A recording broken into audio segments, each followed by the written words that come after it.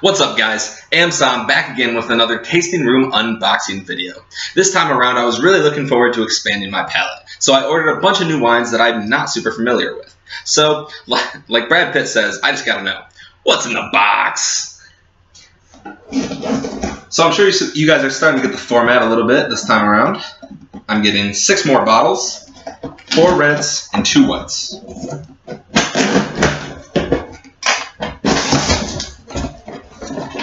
I've been absolutely loving these tasting room shipments. If anyone out there is thinking about getting a subscription, I highly recommend.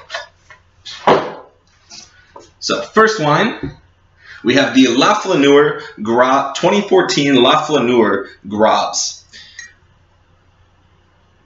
This wine is from the Graves region, which is located in the left bank of the Garonne River in Bordeaux, which is one of the most famous wine regions in the world.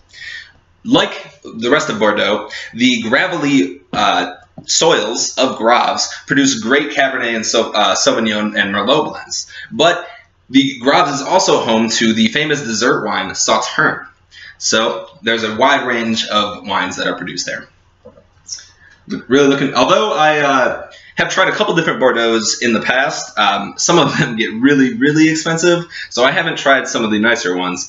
If you aren't familiar with some of the more pricier Bordeaux's, some of those bottles, especially the first growths, run upwards of thousands of dollars per bottle before the wines are even made. So they get really pricey.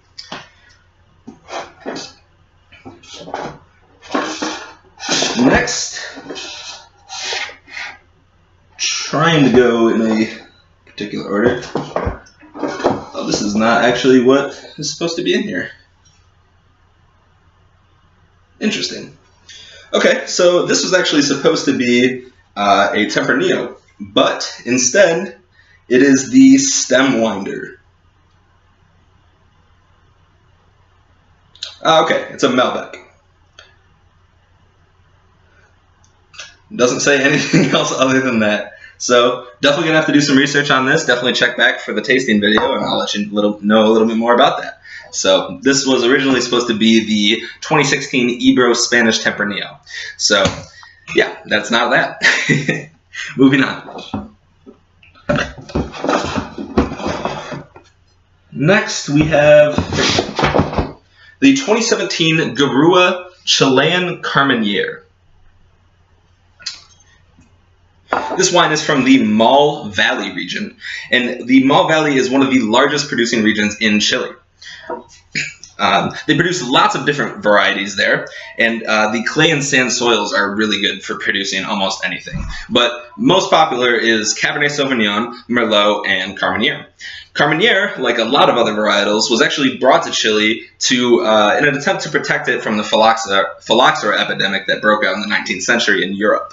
So, little fact for you there, you can bust out for your friends. A lot of actually vines that are grown in Europe are actually vines that were transplanted from either the US or other New World regions. So if you're drinking, some of those European wines and all your friends kind of want to be stuck up and say, oh, I only drink European wines, well, maybe you can bust out and be like, actually, some of these are probably American vines. So, fun fact. Next we have the 2017 Three Hairs South African Pinotage. This wine is from the Western Cape of South Africa, where most of the wines in South Africa are actually produced. Pinotage is a hybrid between Pinot Noir and Cinsault, and it was bred in South Africa in 1925 by Abraham Isaac Perrault. There was actually a lot of criticism throughout the years of Pinotage. A lot of people don't really like the aromatics of it or whatever. A lot of people think it smells like paint. But throughout the years, it has actually fought back, and it has become one of the more signature wines of South Africa. So it is not commonly grown in a lot of other places around the world, but it is grown and blended in some other places, mostly New World. Next we have the 2015 Neptune's Trident Pinot Grigio. This wine is from the Veneto region of Italy, which is along the northeastern border.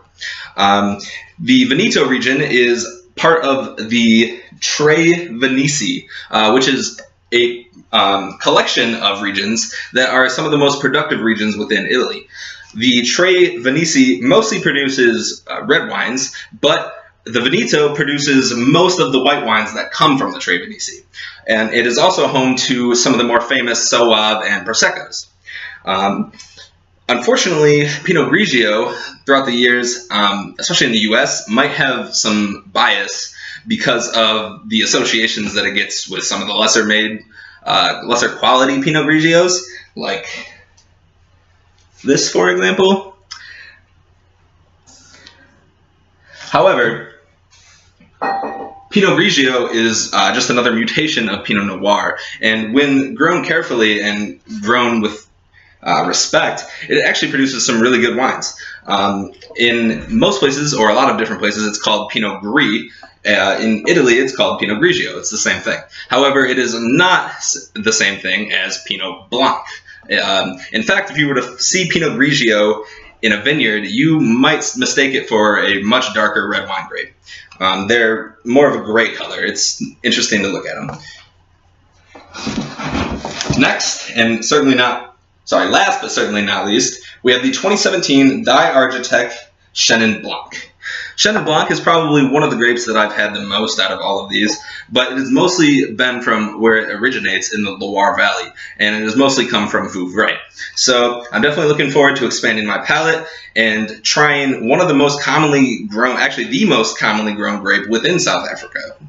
So I'm definitely looking forward to trying all these great wines. Definitely look back. If you're watching on YouTube, make sure you like and subscribe to the channel. If you're watching on Facebook, like and follow. And definitely check back for these reviews. And as always, happy drinking and Somm.